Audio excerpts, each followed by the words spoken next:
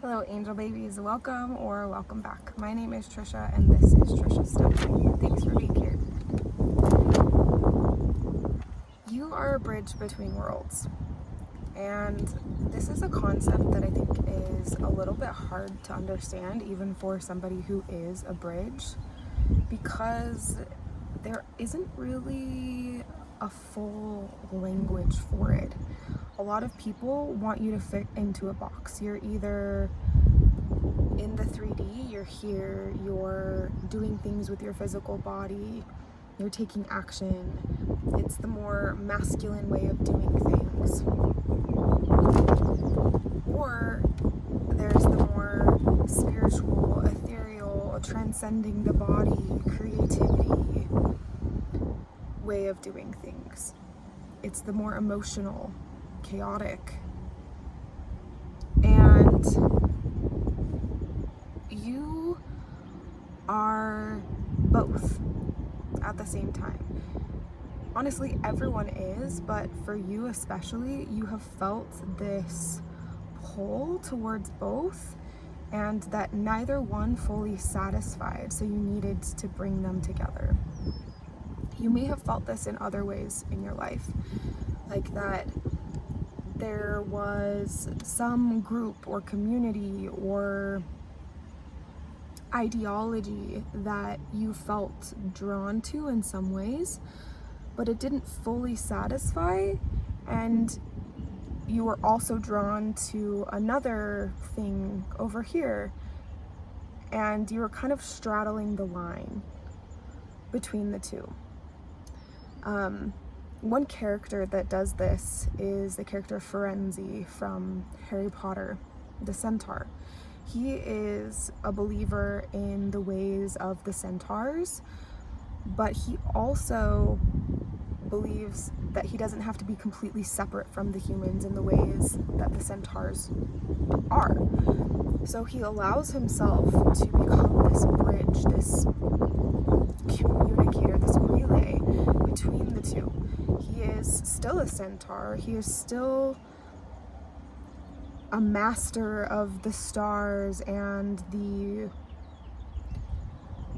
ways that signs work, but he also wants to connect to the humans. He doesn't completely abandon one for the other. And that's something that you do as well. You have this way of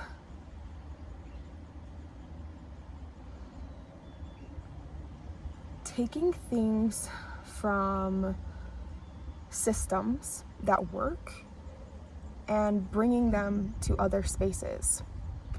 You have a way of spending time in liminal spaces, in the transitional space. This can be represented by doorways, hallways, traveling, the space where you are not fully in the new place yet, and it is uncomfortable, but you've kind of become this master of this space, even if you still aren't like, yeah, I super love it here, it's awesome. But I think that narrative that you may have been placed upon you and may have started to take up residence in your system is shifting. That instead of feeling like, oh, there's something wrong with me because I am not fully this thing or fully that thing, or I don't mold myself into this way of doing things that people want me to be. I'm not this box. You can't be put into a box. That you're allowing yourself to become this kind of bridge master, this guide for other travelers along the way. People who may spend more time in the liminal space or less. Some people have a more direct route than others. And I think that you're someone who is not as concerned with the destination, not as concerned with going into a room and staying there forever and having that become your identity, the room that you're in, or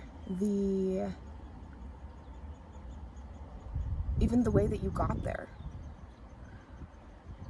You are someone who goes into a room, experiences it, and realizes that you've learned the lessons that that room could teach you, and so you go back out into the hallway and you check out another room.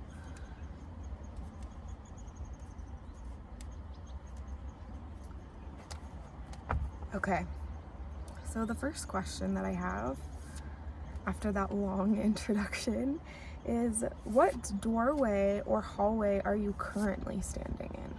What liminal space are you occupying right now? Because you've done this many times, and maybe now you're starting to become more conscious to when you are in liminal space, and you're not getting so antsy about it. Like, okay, now I gotta get to the next spot. You're just like, yeah, here I am. I'm used to this place. In fact, I'm almost more familiar at this point with the liminal than with any more concrete destination. I'm good with doorways and hallways. Now I'm thinking of hallway monitors. I don't know if you guys had that in elementary school, but it was like, as a child, you had a couple of students that would sit outside and you would like monitor the hallway and tell people that they had to like go straight to the bathroom or straight back to their classroom, and they couldn't just linger in the hallway and hang out there. And now you're kind of adjusting that way of thinking. Like, maybe I can just hang out here for a little while. I don't have to jump right into the next thing. I can spend a little time considering where I actually want to go.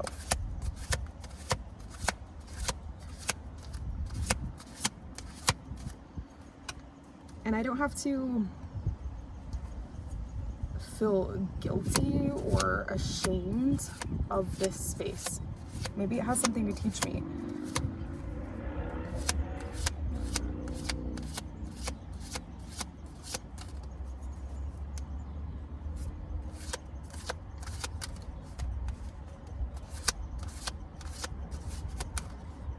Okay, this is the one. The world. Well, perfect. There's a lot going on in this card. I was like particularly drawn to use this deck today, and I was like, I don't know exactly why, but glad that I did. The world. It feels like wherever it is that you're going next is going to be quite a big portal for you. A portal into a new version of reality. Every decision that we make, every move that we make is in some ways a portal. It's opening up a new version of our life. Some ways that's small, like what we decide to wear that day or eat for breakfast. And we don't have to get so hung up on those little things. But some things can feel really heavy. Like, oh, if I go in this direction, I might be closing out other opportunities. Or if I go in this direction, I'm opening up all of this like can of worms. And I think that this threshold for you is maybe a bit of grief, a bit of deciding what you're taking with you. There was a time last year where I was about to move, and it felt very physical and metaphorical. That there were some things that I was packing up emotionally that were not quite ready to go.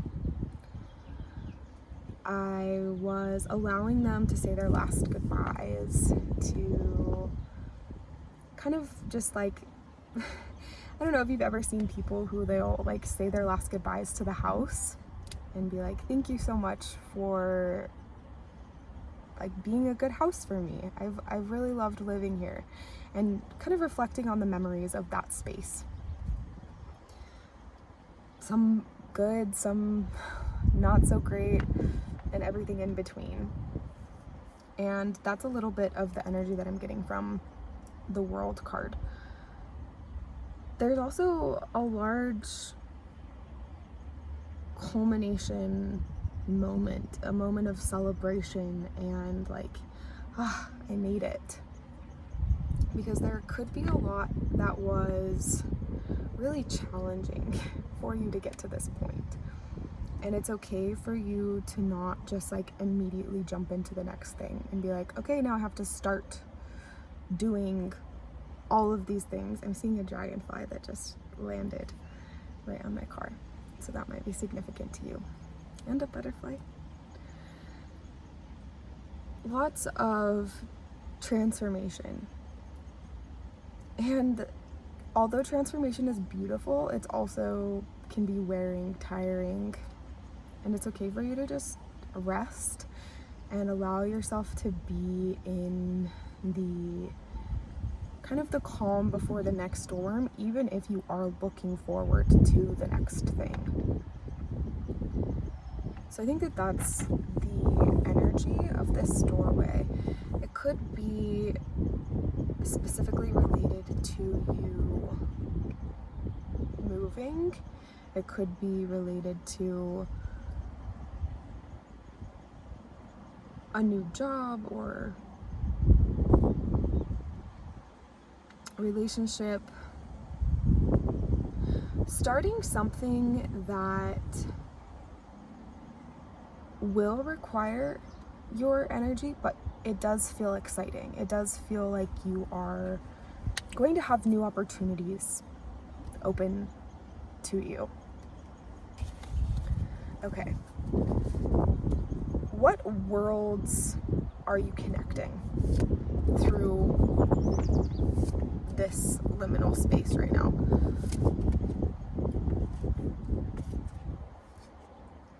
The Five of Swords.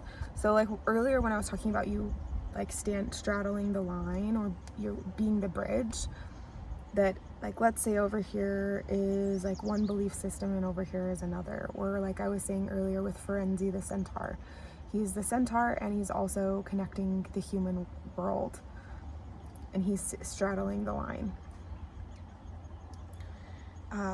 Another example would be like 11 from Stranger Things. She goes into the bathtub and she's able to be this channel to connect the physical to this like more, I mean, it's the upside down.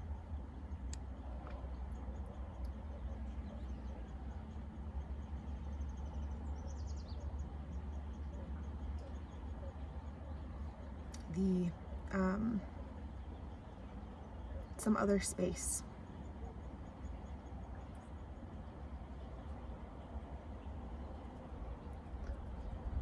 My hair. Okay, so the Five of Swords,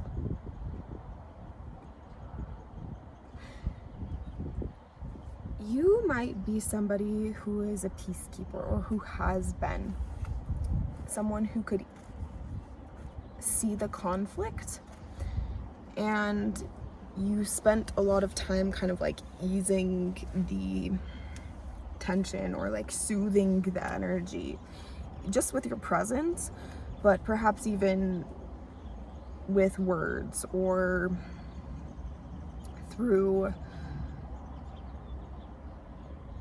your general way of doing things, your way of approaching things, that you don't have this like air of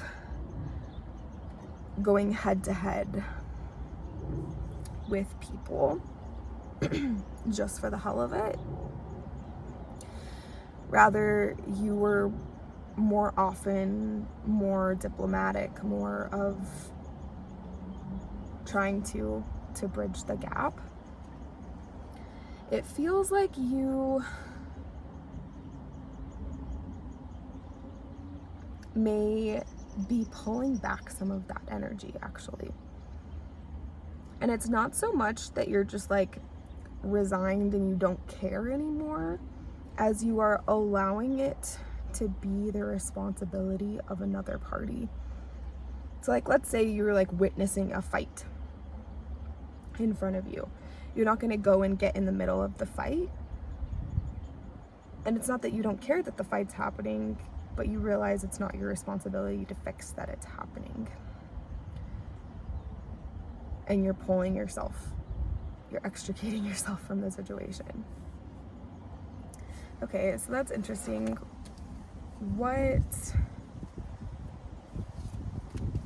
How is that helping you to bridge the gap between worlds? The Magician. Okay, so it's helping you to harness more of your own magic and pour that into things that will be a true like benefit to you and to other people. There may have been a time when you spent a lot of your energy kind of getting like in the middle of other people's drama. Not because you were like, I need to be in the middle of other people's drama, but almost like you were just getting like sucked into it, where they would bring something to you and be like, hey, fix this for me. Or they would start a fight with you for you didn't even know what reason. Or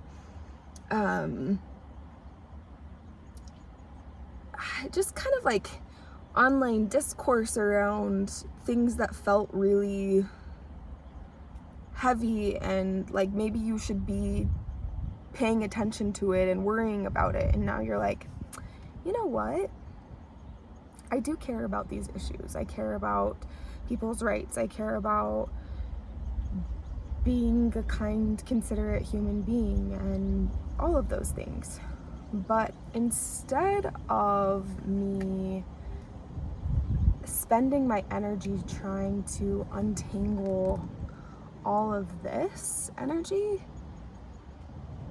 because honestly it's just going to get tangled right back up, and it's going to confuse me and make me, it's almost like giving like self-gaslighting, or like is the vibe. Your head is getting really muddled, your energy feeling really low and heavy and icky. Whereas when you're able to just put that down, let that exist over in its own space, then over here you're like, hee, I'm playing with my own magic and I can do all of these cool things, and I'm finding ways to perhaps even help with a lot of this. But I'm not as stressed or weighed down. I actually have the energy that I need to be a bridge, to be creative, to feel my life force coming back online. Cool. Okay, so what wisdom are you gaining in this in-between space? This liminal ground that you walk on a regular basis.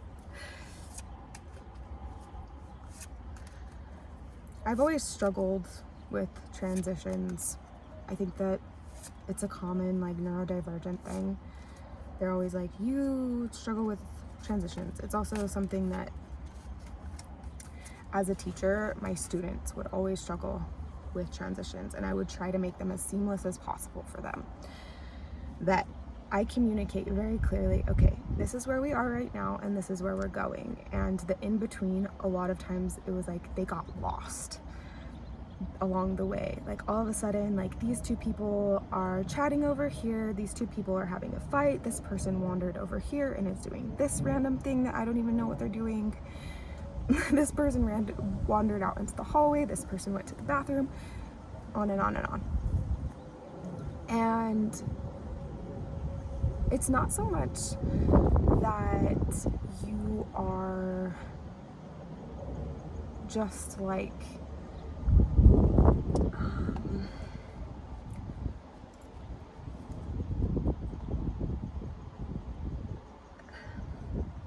there's a little bit of a surrender energy to that, but okay, yeah, we have the High Priestess, Nine of Wands, and the Empress. Oh wow. Okay. It feels like a balance between surrender and boundary. So, like, fully allowing yourself to just sink into a liminal space and transition. Let the tide carry you. Let your subconscious kind of bring things up to the surface and reveal what the next step is. Show you the best course of action instead of trying to force yourself to take the next 7 to 10 steps in the next 3 business days. And this wisdom feels like very cleansing. That you're realizing that in this in-between space,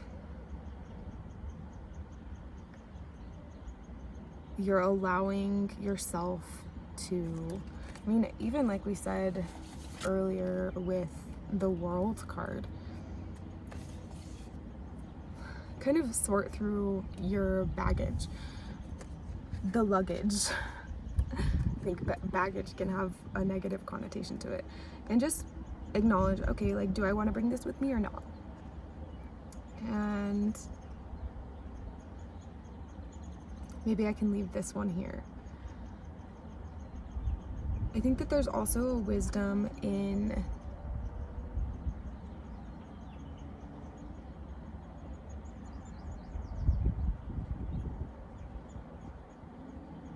that, like, your body and your mind, your emotional well-being will kind of tell you when you've had enough. Like, if you've ever had a sick day, or even just like sat in your car before going inside, you might be like, oh, like, I'm so annoyed that I sat in my car before I went inside. But like, there does eventually come a point where you go inside. You wouldn't just stay in there forever. You reach a point where that transitional space kind of reaches its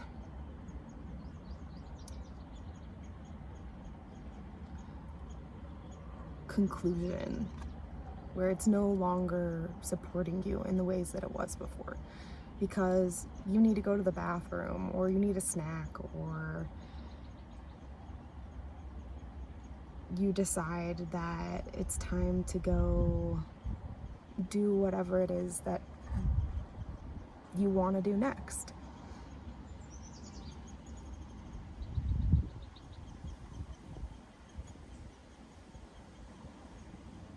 And I think that you're starting to trust the wisdom of your body a little bit more, that it's okay to take that time to sink in and just be there for a moment.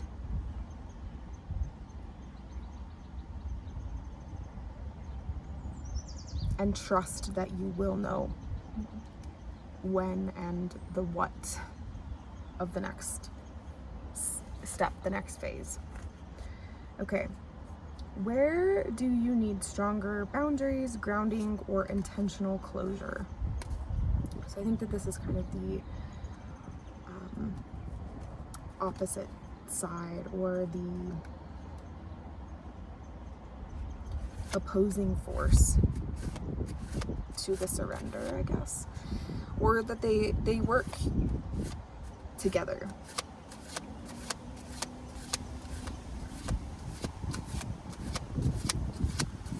When you actually want to get a different deck.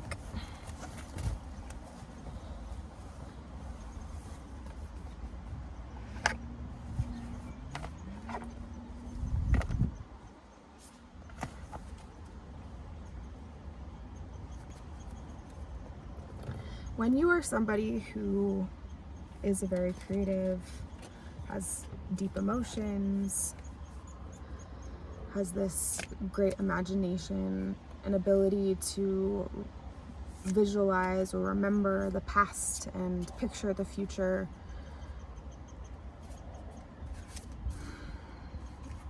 it can quickly turn to anxiety and overwhelm, fear,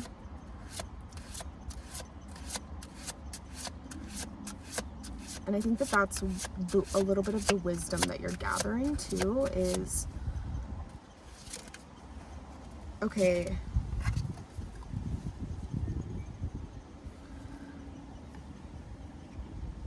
how do I want to move this energy now? It's been swirling around in my head a little too long. I want to put it into action now. And that's part of what makes you the bridge, is that you have this mental, emotional, spiritual 5D version of you, and then you have the 3D that's able to move that into action, turn the unrealized into physical matter. And the rate at which you're able to do that now is actually a lot faster, even with those moments of pause and reflection and allowing yourself to gather up your strength, your energy.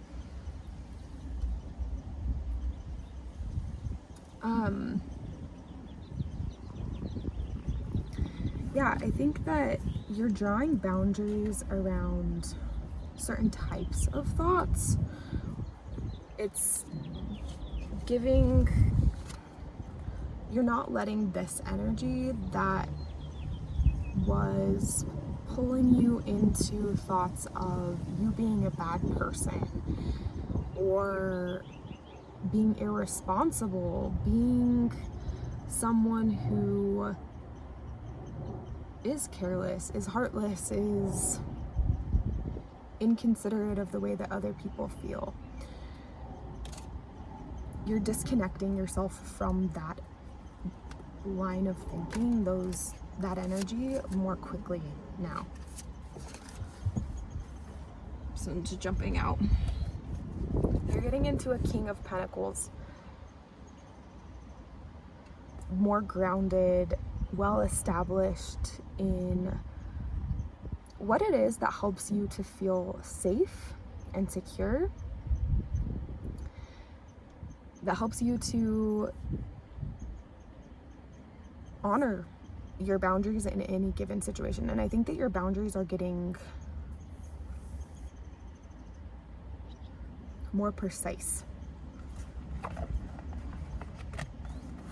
That you can tell when somebody has stepped a toe over one of your boundaries, and it's easier for you to communicate that in a way that honors your values.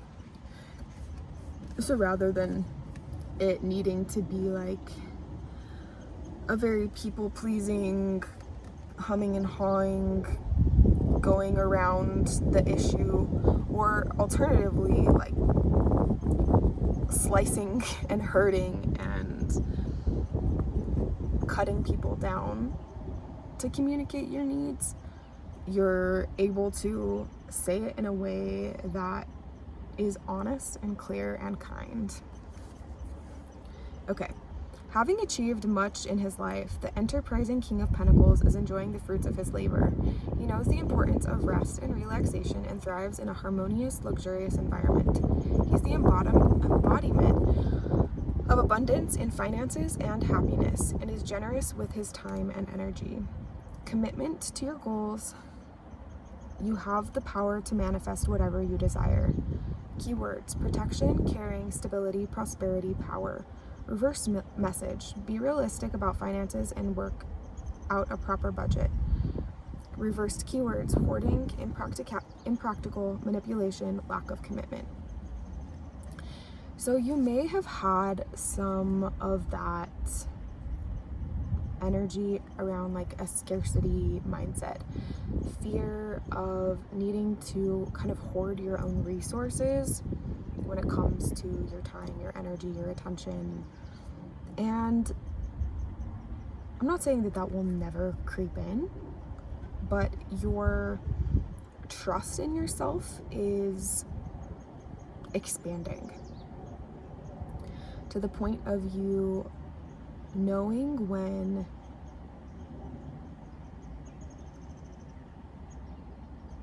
you do have a full cup, recognizing that within yourself, and how to be able to share in that abundance with others. Not expecting yourself to share from the dregs of your cup when you're in a spot of needing to care for yourself.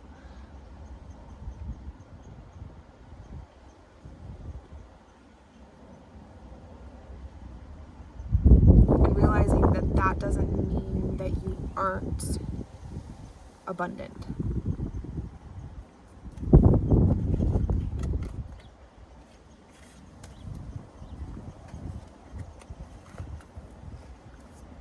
Okay, the last question that I have is about shifting the narrative from you feeling like you're just like a lost, wandering soul who is just kind of like aimlessly wandering, doesn't know where they're going, to you actually being this bridge master, a guide for others even on their journey, because you do have a lot of experience with this liminal space. Maybe the first step is just acknowledging that the liminal space is not communicated super clearly, and you're giving language for what that feels like for you. There's a line from a recent Noah Kahan song, and he says something along the lines of, the world doesn't like hesitating things. And I think that you're starting to realize that it's not so much about hesitation or even fear. Of course, sometimes, yes. Sometimes you're afraid to go on to the next thing, or it feels overwhelming. But it's also that this space in the liminal actually serves a purpose. And so there are moments when you are staying there. You may close the drawbridge at some points and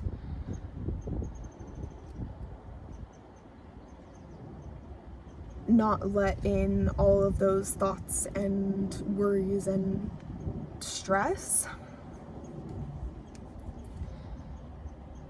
when you're like a fully open conduit, and just allow yourself to be in one place or the other.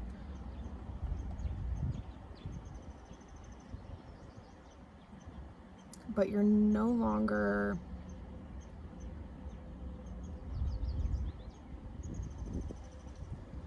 punishing yourself or shaming yourself for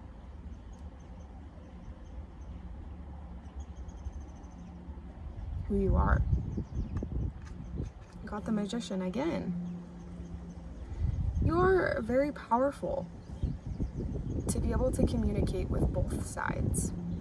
And I think that the more that you start to become familiar with this language within inside of you, this bridge space, you'll start to see the times, the places, the moment in your life when you were creating a bridge for other people. And even just in a conversation with someone, and you help them to understand something about themselves, or when you just sat with somebody who was in the middle of a big transition for themselves and you didn't turn it into something that they needed to fix about themselves. It was just a moment that they were passing through and you were there with them.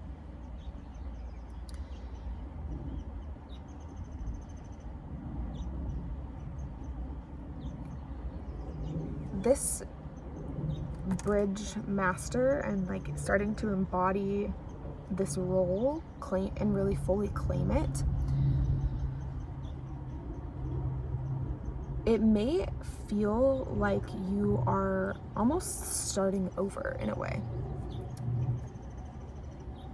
Starting on a new quest of, I'm picturing you like with both of these together, playing around with the energy and figuring out, oh, if I do this, I can kind of close off the overwhelm over here. And in this way, if I do this thing, I can kind of open myself up to it more. And like the actual things that I want to be open to. And if I do this thing, then I can direct the energy towards the creative projects that I want to be pursuing. If I do this sort of thing, if I have this ritual in place for myself, then it helps to kind of fuel my fire. I'm thinking of 11 from Stranger Things again, when she's training in season 5 for the crawls, which if you haven't seen it, basically she is like drinking Gatorade and like has like some beef jerky or something. She has some sort of drink and some sort of food, and that's her fuel that helps to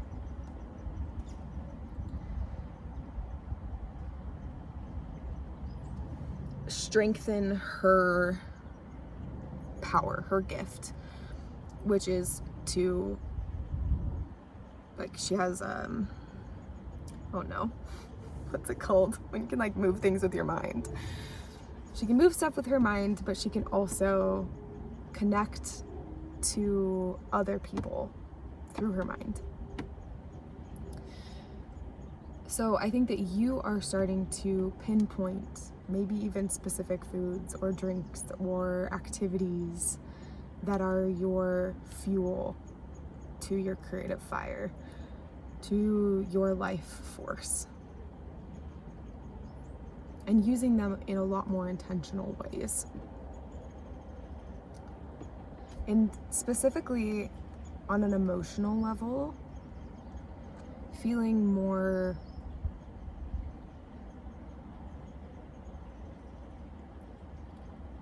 like your emotions have the capacity to become that energy source for you. So like, let's say you're really angry and you use that to create something like a painting, or you write something, or you use that to go on a run or kickbox. Or let's say that you're feeling a lot of grief and sadness one day, and you use that as like this like very slow meditative process to tune into something deeper within you and release like past trauma. You know, that you're starting to play around with the energies rather than feeling like they are controlling you, or that you are trapped inside the liminal space. That it is a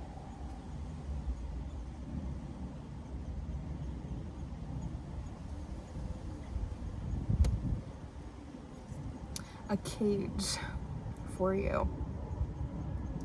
I'm seeing now that you are opening yourself up in certain moments very fully, and then like while maintaining a level of groundedness. So like in this instance right now, I'm very open. I'm allowing myself to be very connected, but I'm also grounded because I'm outside. I'm able to observe what's around me. I also, when I hold the cards, that's grounding for me.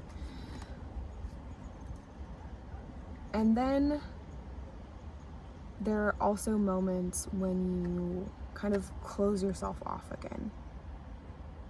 And it's not that you're like, oh, I don't care about those things, or I don't want to hear them ever again, but more so that like in this moment, you're choosing to be in this moment and to be focused on this thing. And you'll plan for a later moment to hear the things that are coming up, or to feel what wants to come forward.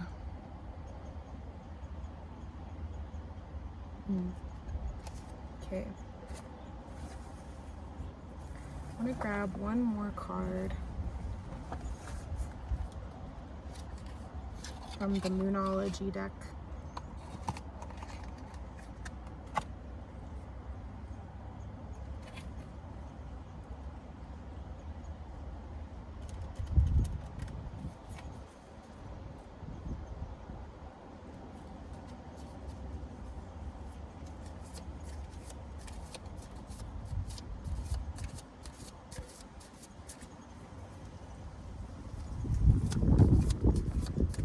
Please feel nice.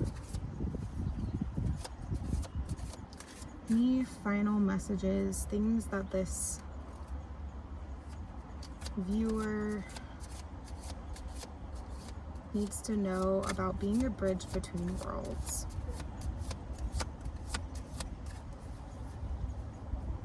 Maybe you're getting more insight on what specific worlds, even if those worlds are things like specific groups of people, belief systems. You are closing the gap of perceived separation.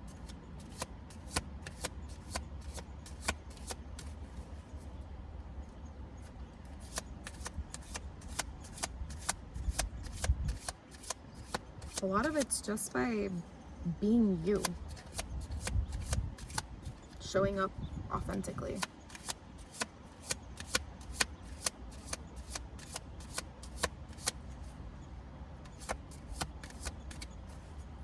Even in the times when you are retreating or taking time for yourself, other people take that as permission to do the same for themselves. Like, oh, this viewer, they took a break. They took time off from work. They didn't show up to this event that felt mandatory for some reason, and maybe I can do the same thing. And in that process, they're discovering more of the things that they actually want to invest their energy in. Okay. Don't let pride get in your way. Full moon in Leo. That's funny.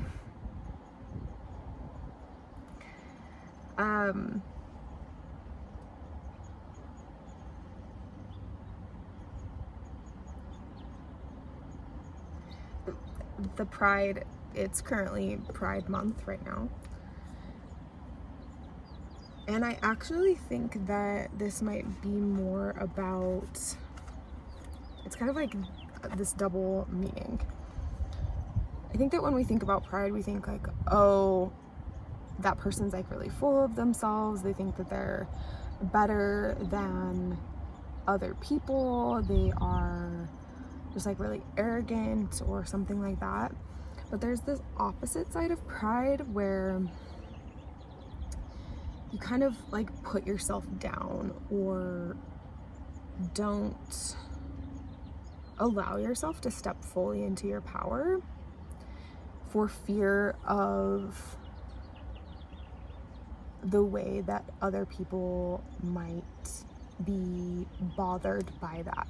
It might make them uncomfortable. And either way, you are kind of making your decisions based on worrying about another person's discomfort.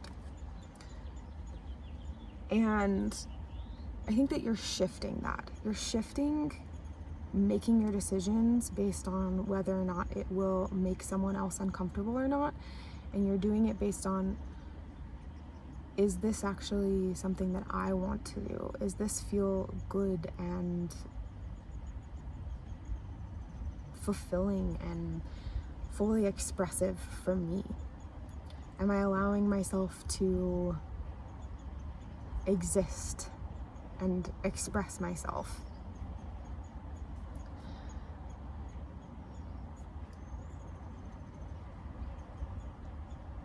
Maybe even in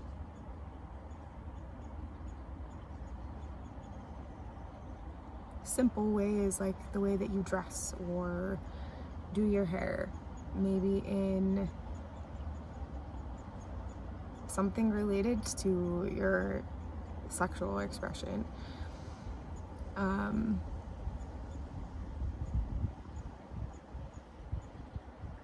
All things connected to your life force. What actually makes being alive feel worth it to you? What makes it feel exciting to get out of bed in the morning? From the way that your house is decorated, to the food that you eat, to the music you listen to the routines and rituals, to the work that you do, to the people you spend time with.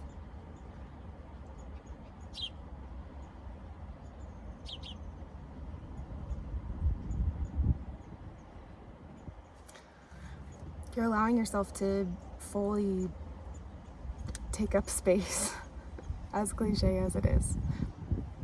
And that's what I have for you today. Thanks so much. Love you. Bye.